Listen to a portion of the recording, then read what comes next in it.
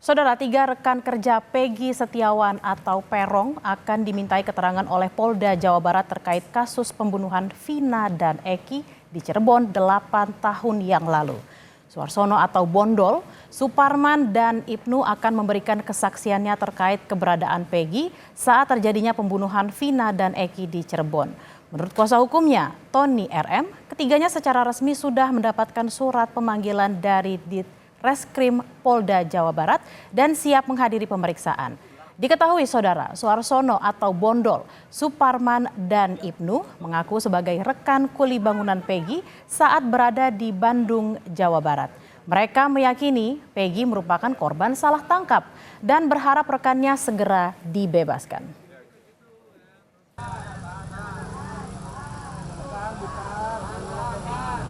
Rabu malam, penyidik Polda Jawa Barat dan Polresta Cirebon mengecek lokasi kasus pembunuhan Vina dan Eki.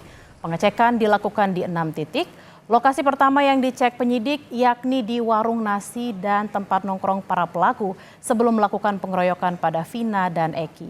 Selanjutnya, penyidik mengecek TKP dekat SMPN 11 Cirebon yang merupakan tempat peristiwa pengeroyokan berujung pembunuhan Vina dan Eki. Dalam cek lokasi pembunuhan ini, tim Inavis juga diturunkan. Lokasi terakhir yang dicek penyidik adalah Jembatan Layang Talun.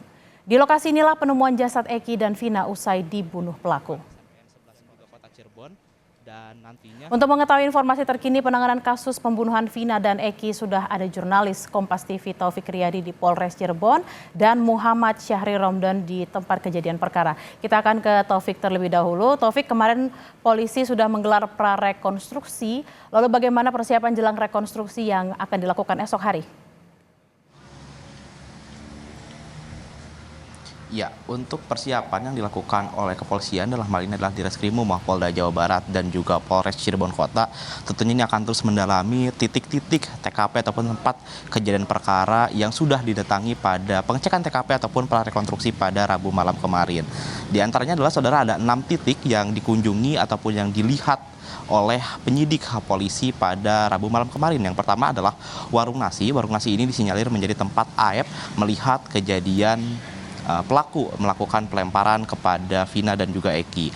Lalu yang kedua adalah tempat cuci motor ataupun mobil. Ini merupakan tempat di mana AF bekerja yang memang lokasinya tidak jauh dari warung nasi tersebut. Lalu yang ketiga adalah warung nongkrong. Yang warung nongkrong ini merupakan warung nining, yang mana tempat para pelaku ataupun para geng motor ini sering berkumpul setiap malamnya. Dan juga yang keempat maksud kami adalah TKP. Yang TKP ini berada di depan SMPN 11 dan berada di sebuah tanah kosong yang berada di sebuah bangunan. Dan saudara, dari keempat TKP tersebut memang ini jaraknya berdekatan, kurang lebih radiusnya sebesar 500 meter saja. Jadi memang titik pertama pada saat pengecekan TKP polisi berada di sekitaran SMPN 11 Kota Cirebon. Lalu titik terakhir yang dilihat ataupun dipantau oleh pihak kepolisian adalah flyover Talun. Diketahui flyover Talun ini adalah tempat ditemukannya Vina dan juga Eki pada saat awal meninggal, dan juga pada saat awal ditemukan pihak polisi menduga bahwa itu terjadi kecelakaan tunggal. Dan pada saat pemeriksaan TKP kemarin malam, pihak dari kepolisian sudah menandai dengan cat berwarna putih serta berwarna merah.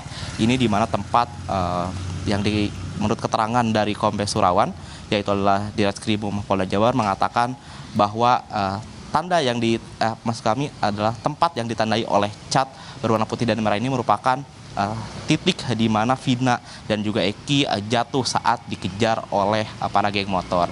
Dan tentunya saudara, selain mengecek TKP, pihak dari kepolisian juga ini akan terus memeriksa beberapa saksi. Di antaranya saksi yang sudah terkonfirmasi akan hadir untuk diperiksa adalah Suharsono alias Bondol, yaitu merupakan rekan kerja dari Peggy Setiawan. Lalu juga ada Ibnu yang juga merupakan rekan kerja, dan yang terakhir adalah Suparman. Ini merupakan rekan kerja sekaligus sepaman dari Peggy Setiawan, dan rencananya mereka akan diperiksa pada tanggal 31 Mei atau pada Jumat besok di Polda Jawa Barat. Bella.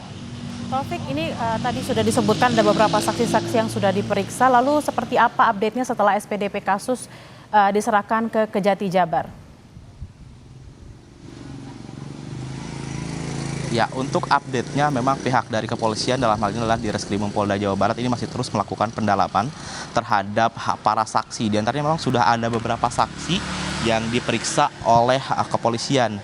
Seperti ada Luciana, ini merupakan adik dari Peggy Setiawan, yang juga dalam kesaksiannya Luciana mengatakan bahwa Peggy ini berada di Bandung pada saat terjadinya pembunuhan itu pada tanggal 27 Agustus 2016. Selain dari Luciana juga saudara, pihak dari kepolisian telah memeriksa Linda, itulah teman dari Vina, dan ia mengatakan bahwa ia tidak mengetahui proses pembunuhan karena memang pada saat terjadinya pembunuhan pada tanggal 27 Agustus 2016, Linda maksud kami mengatakan bahwa ia berada di rumah saat terjadinya pembunuhan. Selain dari dua tersebut, saudara, kami konfirmasi lagi melalui penasehat hukum ataupun kuasa hukum keluarga Peggy Setiawan mengatakan bahwa pihak dari keluarga sudah diperiksa, diantaranya adalah ayah kandung serta ibu tirinya, yaitu diperiksa di Polda Jawa Barat. Dan masih ada beberapa saksi yang masih belum diperiksa, diantaranya adalah ibu kandung dari Peggy Setiawan yang saat ini menetap di Cirebon, serta adik dari Peggy Setiawan, itulah Robi Setiawan. Dan tentunya ini untuk ibu dan adiknya sampai saat ini masih belum mendapatkan surat panggilan, dan yang pasti ataupun yang sudah diberikan surat pemanggilan adalah Suharsono dan juga Ibnu yang merupakan rekan kerjanya, serta Supratman yang juga merupakan paman serta rekan kerja Peggy Setiawan saat bekerja di Bandung, Bella. Baik, dari Taufik Riyadi kita ke Muhammad Syahri Romdon yang ada di TKP. Syahri, kemarin polisi telah melakukan prarekonstruksi kasus pembunuhan Vina dan Eki. Temuan apa saja yang didapatkan dari prarekon semalam?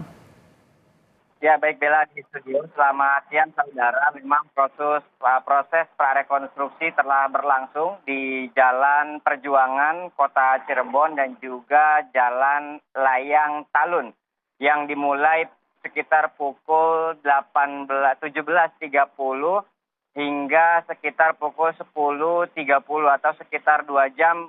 Selama proses berlangsung, kita atau kami yang berada di lokasi menemukan beberapa fakta-fakta bahwa pihak petugas kepolisian melakukan pemeriksaan hanya di beberapa titik saja. Artinya pihak kepolisian tidak masuk ke bagian dalam yang merupakan titik awal mula warung Bu Nining karena masuk gang, sementara petugas kepolisian berada di jalan utama saja. Kemudian juga sebelumnya setelah itu pihak kepolisian juga tidak tidak menggunakan waktu banyak untuk meninjau secara langsung tempat eksekusi yang tepat berada di belakang saya ini. Dan setelah itu tim gabungan dari Polda Jawa Barat, Polres Cirebon Kota dan juga Polresta Cirebon yang merupakan wilayah hukum Kabupaten Cirebon di Jembatan Talun juga melakukan penandaan menggunakan cat semprot di beberapa titik. Kami pagi tadi memiliki beberapa pertanyaan yang langsung kami tanyakan kepada Kombes Surawan di Krim Polda Jawa Barat. Kami pada saat 2016 melakukan peliputan di sekitar lokasi dan masih ingat betul bahwa ada TKP yang berada di median jalan. Artinya jasad Vina dan Eki ditemukan di median jalan, sementara tadi malam di trotoar. Artinya ada dua fakta yang berbeda antara 2016 kemudian 2024 saat ini dilakukan prarekonstruksi. Ternyata Surawan menjelaskan kepada kami dua titik tersebut memang berbeda. Yang pertama yang dilakukan pengecetan dengan menggunakan cat semprot tersebut atau pilok itu adalah awal mula Vina dan Eki ditemukan pada saat ditendang oleh kawanan geng motor. Kemudian itu diberikan tanda, setelah itu para kawanan geng motor membawa ke satu tempat melakukan beberapa penganiayaan, ruda paksa dan juga hingga berujung pembunuhan dan kembali dibawa ke jembatan layang tersebut. Dan lokasi yang kami maksud di tahun 2016 yang berada di median jalan adalah lokasi pembuangan. Artinya dua TKP yang berbeda dalam satu rangkaian yang sama. Kombes Surawan juga meluruskan informasi tersebut kepada kami sehingga akhirnya proses rekonstruksi yang akan dilakukan beberapa hari mendatang itu dapat mengungkap banyak rangkaian adegan yang akan juga informasinya dihadirkan beberapa terpidana. Namun terkait bagaimana prosesnya, teknisnya, dan seperti apa kami masih menunggu karena kami konfirmasi Bella sampai siang ini apakah memang besok hari Jumat tanggal 31 Mei 2024 akan diberlakukan proses rekonstruksi. Surawan menjawab kepada kami bahwa hal tersebut masih belum pasti karena masih ada beberapa proses-proses yang perlu dilakukan oleh kepolisian mengingat tanggal 31 Mei besok ada 3 orang saksi dari kerabat Peggy atau kawan Peggy, yakni Bondol alias Bondol, kemudian ada Ibnu dan juga ada Surahman yang merupakan paman dari Peggy. Ketiganya menyatakan bahwa Peggy saat 27 Agustus 2016 berada di Bandung. Tentu proses ini perlu dilihat dan diteliti, diikuti oleh semua banyak pihak untuk bersama-sama mendukung agar proses ini benar-benar terungkap secara benar dan dapat dipertanggungjawabkan kebenarannya. Bella. Syahri, tadi ada sempat mengatakan ada beberapa titik yang berubah dari 2016 ke 2024. Lalu apa langkah yang akan diambil oleh polisi untuk mencocokkan beberapa perubahan ini, terutama karena kasus ini sudah berlangsung selama 8 tahun, Syahri? Ya, Bella, sebetulnya ada beberapa hal yang memang yang kami anggap ini belum cukup lengkap. Artinya belum bisa dikatakan sebuah perubahan karena tadi malam itu adalah proses pra-rekonstruksi. Artinya bisa jadi pihak kepolisian tidak melakukan secara lengkap proses rekonstruksi dari tahapan A sampai tahapan akhir. Artinya ada beberapa rangkaian adegan yang bisa jadi ini memakan waktu dan proses yang cukup lama. Dan malam tadi hanya sepintas saja dari 6 TKP yang kami ikuti prosesnya.